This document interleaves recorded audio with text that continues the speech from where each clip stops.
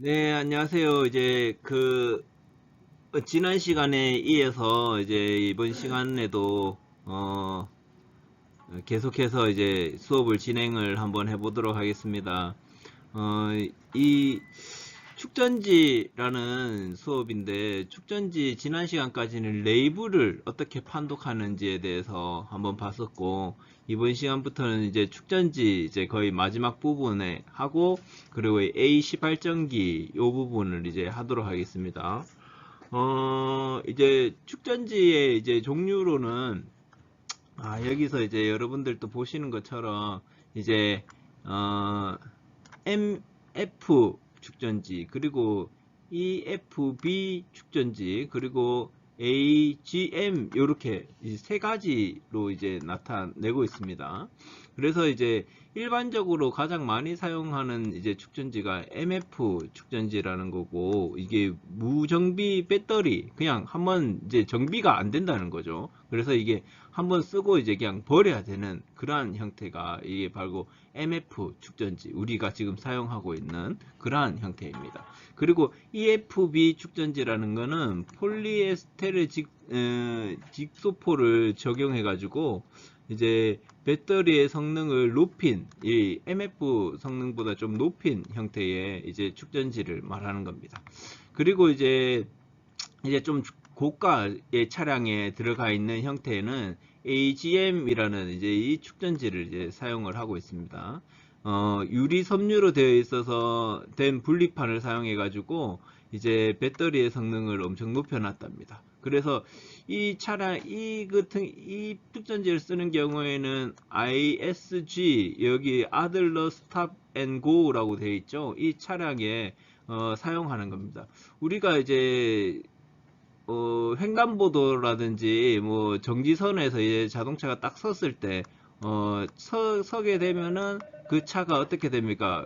시동이 꺼지는 차량을 혹시 본 적이 있을 겁니다. 최근에 그 정경철 쌤이 자동차를 그걸 샀던데, 그런 기능이 있더라고요. 쌤도 한번 보니까는 너무나도 신기합니다. 맞다. 정경철 쌤 이제 차를 바꿨습니다. 차를 어떤 걸로 바꿨냐면은 티볼리 맞죠, 쌤? 티볼리로 바꿨죠? 티구안 맞아요. 티볼리가 아니고 티구안으로 바꿨습니다. 티구안. 아직까지 골프 사용해야 되는데, 골프가 그 매형 규제로 인해 가지고 거식이 되고 티구안으로 바꿨다고 합니다. 티구안으로 바꿔서 그 기능이 있는데, 쌤이 처음 봤는데 신기하더라고요. 근데 약간 불편한 점도 있는 것 같았습니다. 여기서 보면 ISG라는 차량으로 차량이 정지했을 때 자동으로 시동이 꺼졌다가 다시 딱 출발하게 되면은 부릉 하고 부릉부릉 하면서 이렇게 순간적으로 재시동이 되는 시스템을 이야기하는 거였습니다. 여러분, 이런 것들도 한 번씩 좀 알아놔 주시면 참 좋을 것 같습니다. ISG, 우리 아버지 차량 또 이런 것이 달려져 있는데, 아버지 이 시스템 뭔지 아십니까? 이러면서 자랑하시면 얼마나 좋겠습니까? 자, 그 다음 넘어가도록 하겠습니다. 자, 이 종류에 대해서 적용하는 부분, 그리고 연료 절감, 그리고 CCA, 우리가 CCA에 대해서 했었죠. 그리고 수명, 원가, 이런 것들에 대해서 한번 보도록 하겠습니다. 이 기준은 여기에 있는 MF 축전지를 기준으로 했습니다. 그래서 적용은 일반적인 차량에 적용을 한다. 그리고 나서는 여기를 기준으로 EFB 축전지는, 그리고 AGM 축전지는 어떻게 되는지, 이런 것들을 이야기를 하는 겁니다. 자, 여기서 일반적인 차량을 MF 차량이라고 이야기한다면은, 그에 비해서 EFB 축전지 같은 경우에는 중소형 차량 정도? 중소형 차량 정도에 사용되어지는 게 EFB 차량이라고 여기에 나와 있습니다. 그리고 나서는 좀 고급 차량이다. ISG가 달려져 있는 좀 고급 차량, 대형 차량이다 라고 사용되는 것은 AGM 이 축전지를 일반적으로 사용을 하고 있습니다. 그리고 이제 연료 절감 효과로서는 여기에서는 한 2%에서 한 5% 정도 이제 상승을 하는 것으로 이제 나타나고 있고, 여기에서 이제 AGM 같은 경우에는 5에서 한 10% 가량 또 이제 연료를 이제 절감을 할 수 있다고 합니다.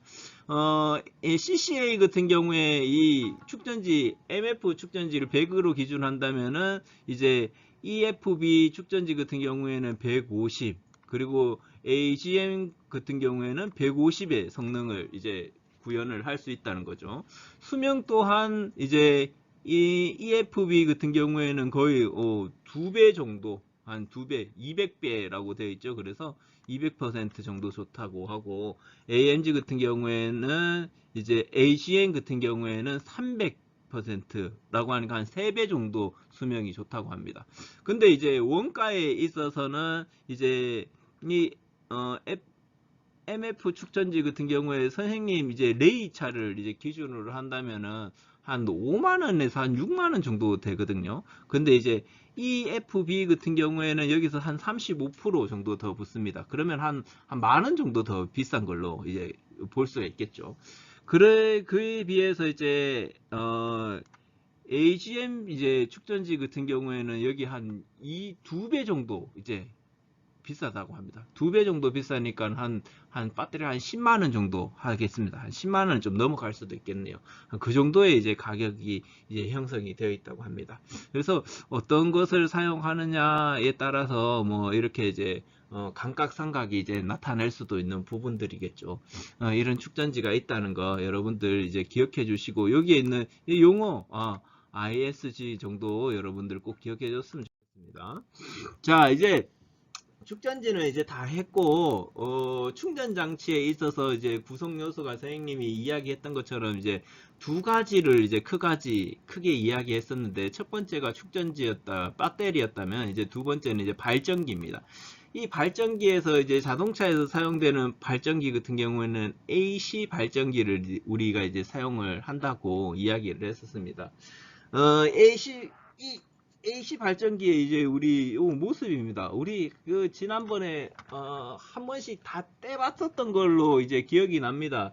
2학기 때였죠. 2학기 초반에 여러분들이랑 선생님이랑 이제 수업을 하면서 요거를 이제 떼는 작업들을 그 2층에 있는 우리 그 전기실에서 요걸 떼가지고 선생님한테 보여주고 이제 점수를 맞고 이런 식으로 했었습니다.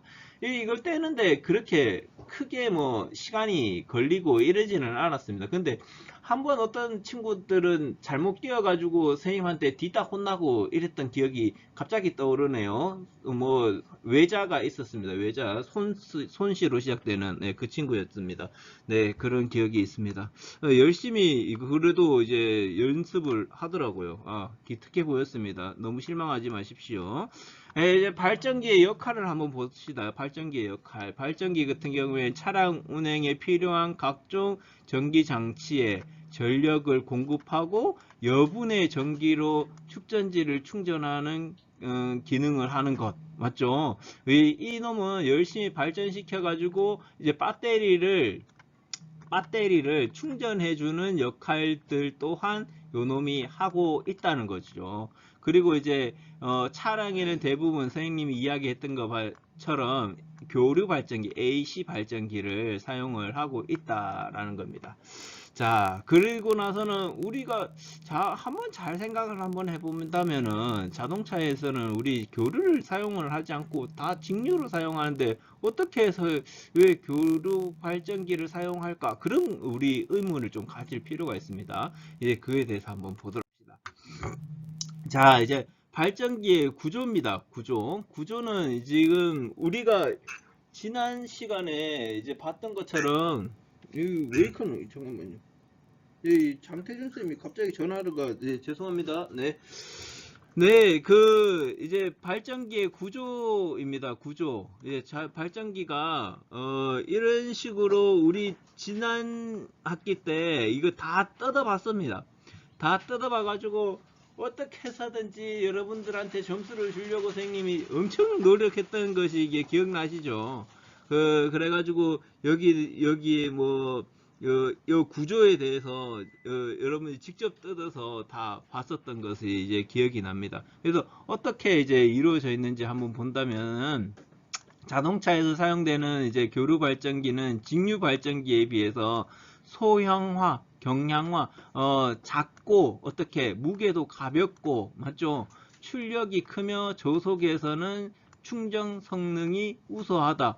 빨리 달리지 않아도 충전 성능이 좋다. 그래서 우리 AC 발전기를 사용을 하고 있다라는 거죠. 요 구조를 한번 본다면은 스테이터라는 놈이 있습니다. 스테이터. 그리고 여기에 보시면 이제 로터라는 놈이 있고, 그리고 이제 정류기, 브러쉬, 전압 조정기, 베어링, 그리고 풀리, 이런 식으로 이제 구성이 되어 있습니다. 네. 여기서 이제, 요 앞에부터 한번 본다면, 여기 앞에가 이제 풀리고, 요거는 이제 커버죠. 이 놈이 이제 우리가 알고 있는 이제 로터라는 놈인데, 로터에 요 살짝 나와 있는 축이 보이시죠? 축 앞에 들어가는 베어링을 우리는 프런트 베어링, 그리고 뒤에 들어가는 베어링은 리얼 베어링, 이런 식으로 되어 있습니다. 그래서 이제 크기가 요 앞에 들어가는 놈은 좀 크고, 그리고 뒤에 들어가는 놈은 좀 작은 이런 형태입니다. 그리고 이제 이제 로터를 감싸주는 요 놈이 바로 스테이터라는 놈입니다. 스테이터와 이제 베어링 두 개랑 이제 로터랑 요렇게 해가지고 이제 커버로 요렇게 두 개가 이제 감싸져 있는 이런 형태이겠죠. 그리고 나서는 여기에서 이제 보는 것처럼 이제 브러쉬가 여기에 이제 달려져 있습니다. 브러쉬가 이제 여기에 이제 계속 왔다 갔다 하면서 이게 이제 요 앞에 부분이 딸가가지고 요거를 이제 바꿔주는 그런 이제 역할들도 해야 되는 것입니다. 우리 실제적으로 정비를 이런 부분들에 대해서 하는 거죠. 그리고 여기 이제 뒤에 보시면은 이제 전압 조정기가 있습니다. 전압 조정기. 이 전압 조정기에서 여러분들 우리 측정을 여러 가지 했었던 거 혹시나 기억이 납니까? 예, 기억이 나셔야 됩니다. 여기 우리 이제 측정을 해가지고 다이오드가 어떻게 됐습니까? 6개가 있었죠. 이 6개가 있어가지고 이제 우리를 측정을 했었던 기억이 납니다. 뒤에 가서 이제 자세하게 한번 보도록 합시다. 이제 여러분들 오시면 시험도 실제적으로 요거 가지고 해야 됩니다.